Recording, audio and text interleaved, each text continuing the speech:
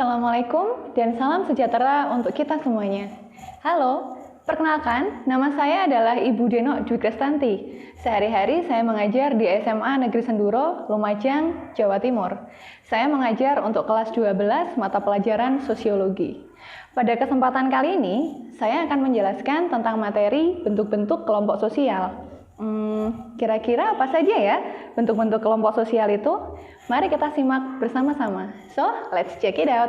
Nah, kita mulai ya. Perubahan sosial yang terjadi di masyarakat kita mempunyai bentuk yang sangat bermacam-macam. Yang pertama,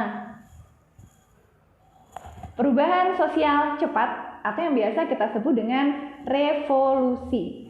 Revolusi adalah perubahan sosial yang terjadi dalam jangka waktu yang relatif cepat dan juga menyangkut sendi-sendi kehidupan masyarakat banyak. Contohnya adalah dalam peristiwa proklamasi 17 Agustus tahun 45, seperti berikut ini. Di tempat inilah dalam sebuah ruangan, Soekarno, Hatta, dan Ahmad Subarjo merumuskan naskah proklamasi kemerdekaan tanpa gangguan dari Jepang.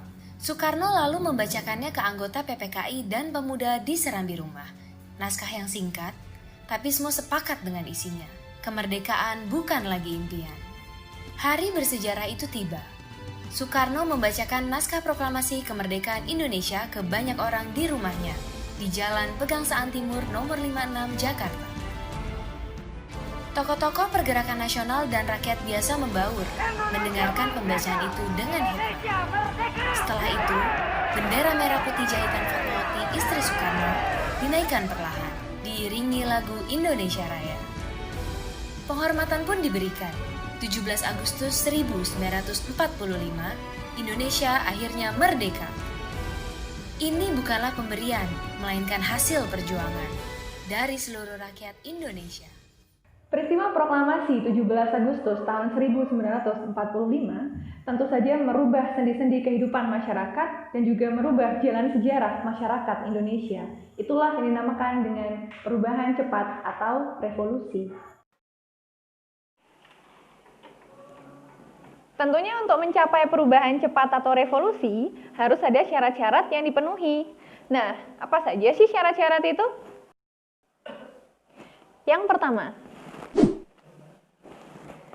harus ada keinginan dari masyarakat itu sendiri untuk berubah.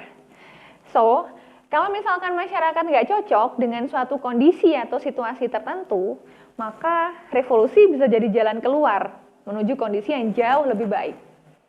Next, syarat yang kedua. Syarat yang kedua adalah setiap revolusi membutuhkan seorang leader atau seorang pemimpin. Dibutuhkan orang yang menyuarakan suara-suara perubahan dan membuat masyarakat menjadi jauh lebih baik dari kondisi yang sebelumnya. Lanjut, syarat yang ketiga. Nah, syarat yang ketiga adalah perubahan sosial harus mempunyai tujuan dan maksud yang jelas dan juga nyata. Harus bisa dinikmati oleh orang banyak, jelas tujuannya, jelas manfaatnya. Oke, jelas. Yang keempat. Nah, momentum. Revolusi akan berhasil dilakukan jika terjadi dalam waktu, situasi, dan kondisi yang memungkinkan. Contohnya dalam peristiwa 17 Agustus tahun 45. Di sana ada sosok leader yang oke, timing yang pas, dan juga momentum yang tepat. Maka terjadilah peristiwa itu. Tada! Proklamasi.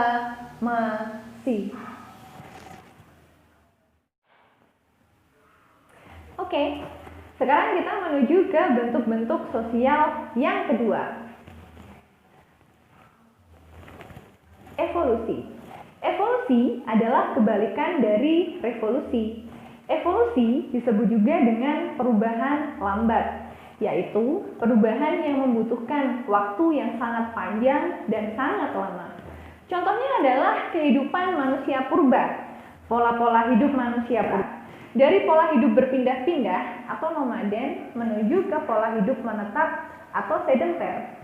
Proses pola hidup dari nomaden ke sedenter itulah yang dinamakan dengan perubahan evolusi. Nah, berikutnya adalah bentuk-bentuk perubahan sosial yang ketiga. Perubahan sosial yang ketiga adalah perubahan kecil. Perubahan kecil adalah perubahan yang tidak berpengaruh besar terhadap sendi-sendi kehidupan masyarakat secara langsung. Contohnya adalah baju yang saya pakai hari ini tentu saja tidak akan berpengaruh terhadap kebijakan politik yang ada di Indonesia atau tidak akan berpengaruh terhadap lembaga-lembaga masyarakat yang ada. So simple kan? Next, kita lanjut ke bentuk-bentuk perubahan sosial yang keempat. Kalau tadi ada perubahan kecil, pastinya ada perubahan besar dong. Nah, pengertian dari perubahan besar adalah perubahan yang berpengaruh banyak terhadap masyarakat dan juga lembaga-lembaga masyarakatnya. Sebagai contoh adalah peristiwa urbanisasi. Perpindahan penduduk dari desa ke kota ini bisa menimbulkan perubahan sosial. Contohnya adalah kemiskinan, pengangguran dan juga buruh, atau bahkan kesenjangan sosial yang dapat memicu konflik yang jauh lebih besar. Oke, bentuk-bentuk perubahan sosial yang kelima adalah perubahan sosial yang dikehendaki atau direncanakan. Maksudnya adalah perubahan ini sudah melalui proses pemikiran yang matang dan juga sudah diperkirakan terlebih dahulu, tentunya oleh pihak-pihak yang menginginkan sebuah perubahan. Nah, pelaku-pelaku perubahan tersebut dinamakan dengan agent of change. Adapun contoh dari perubahan yang dikehendaki atau direncanakan adalah misalkan perubahan kurikulum kita dari KTSP menuju ke K13. Nah, tentunya sudah melalui proses pemikiran sebelumnya bukan? Dan juga mempunyai tujuan yang konkret, yaitu untuk menghadapi era pendidikan 4.0 ataupun era globalisasi. Wow.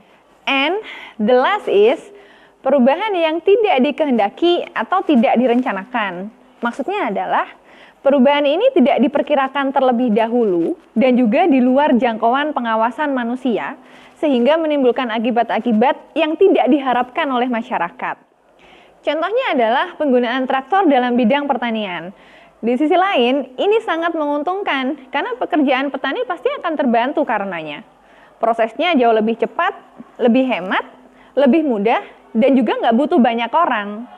Tetapi, di sisi lainnya, mempunyai dampak yang negatif. Karena apa? Karena kurangnya sosialisasi dan juga kurangnya gotong royong. Karena tenaga kerja manusia sudah tergantikan dengan tenaga kerja mesin.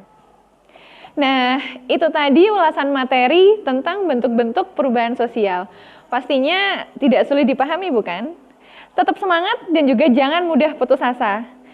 Sampai ketemu lagi di materi-materi selanjutnya. Wassalamualaikum warahmatullahi wabarakatuh. See ya!